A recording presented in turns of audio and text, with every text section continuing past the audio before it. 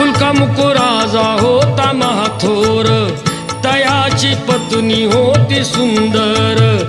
नदी किनारी एकदा त्यांनी घातली महापूजा दोघांनी. आली एक नौका त्याच मार्गानी, नाव भरलेली पूर्ण द्रव्यानी. होती व्यापारी साधू बाण्याची, रीत पाहण्यास आला पूजनाची.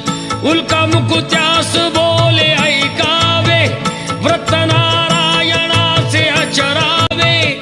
मनोइच्छित फळ मागावे, चरणी श्रीहरीच्या लागावे.